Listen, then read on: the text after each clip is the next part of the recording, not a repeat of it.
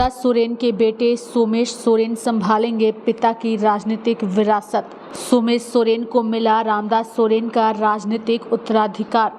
दरअसल घाटशिला में उपचुनाव होने की सरगर्मी साफ तौर पर नजर आ रही है। बिहार विधानसभा चुनाव के साथ ही घाटशिला उपचुनाव भी होगा। रामदास सोरेन के निधन से उनकी घाटशिला विधानसभा सीट खाली हो गई है। संभावना है कि बिहार विधानसभा चुनाव के साथ चुनाव आयोग अनुसूचित जनजाति के लिए आरक्षित घाटशिला विधानसभा सीट पर उपचुनाव भी कराए। ऐसे में नवंबर तक घाटशिला में उपचुनाव हो सकते हैं। झारखंड के शिक्षा सह निबंधन मंत्री रहे रामदास सोरेन का राजनीतिक उत्तराधिकार उनके ज्येष्ठ पुत्र सोमेश सोरेन संभालेंगे। रामदास सोरेन के बाद उनके परिवार के भीतर चिंतन मंथन के बाद आपसी सहमति से उत्तराधिकार तय हो गया है। अब चचेरे भाई विक्टर सोरेन और मंगल सोरेन के साथ मिलकर सोमेश सोरेन को अपने पिता के राजनीतिक उत्तराधिकार को न सिर्फ संभालना है बल्कि उसे आगे भी बढ़ाना है। सोमेश सोरेन राजनीति में बिल्कुल नए चेहरे हैं। रामदास सोरेन के साथ राजनीतिक गतिविधियों में भतीजे विक्टर सोरेन और मंगल सोरेन सक्रिय रहे हैं। घाटशिला के गांव में विक्टर और मंगल को जानने पहचानने और मानने वाले कई लोग हैं। उनका परिवार संयुक्त है।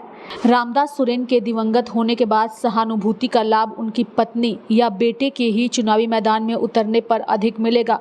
विक्टर और मंगल की भूमिका भी वास्तव में बड़ी होगी। साथ ही दूसरी तरफ अभी यह तय नहीं हुआ है कि घाटशिला उपचुनाव में भाजपा का चेहरा कौन होगा। उपचुनाव में समय भी है। पूर्व सीएम चंपई सोरेन के पुत्र बाबूलाल सोरेन ने पिछली बार रामदास सोरेन के खिलाफ चुनाव लड़ा था। उनकी चर्चा अधिक है। उनके करीबी भी सक्रिय क्षेत्र में हो चुके हैं। प्रदेश कांग्रेस के पूर्व अध्यक्ष व घाटशिला विधानसभा क्षेत्र से 3 बार चुनाव जीत चुके प्रदीप कुमार बलमुचू पर भी सभी की नजरें टिकी हुई है। बलमुचू का आज भी घाटशिला में मजबूत जनाधार है। बलमुचू से लड़कर ही रामदास सोरेन ने घाटशिला सीट झामुमो के पाले में डाला था। वहीं घाटशिला विधानसभा सीट की बात करें तो झारखंड गठन होने के बाद घाटशिला और प्रदीप बलमुचू एक दूसरे के पर्याय बने हुए थे। कोई सोच नहीं सकता था कि वहां तीर कमान के लिए जगह भी बन सकती है। पुराना चुनावी इतिहास भी झामुमो के हक में नहीं दिखता था। ऐसे प्रतिकूल हालात में रामदास सोरेन ने घाटशिला की चुनावी राजनीति में जगह बनाई। पहले निर्दलीय लड़कर अपना लोहा मनवाया, लोगों का भरोसा जीता और अगली बार झामुमो के टिकट पर पहली बार घाटशिला में परचम लहराया। लेकिन उनके निधन से यह सीट खाली हो चुकी है और अब उनके बेटे सोमेश को जो है इस सीट से चुनाव जेएमएम पार्टी लड़ाएगी, जिसकी चर्चा जोरों पर है।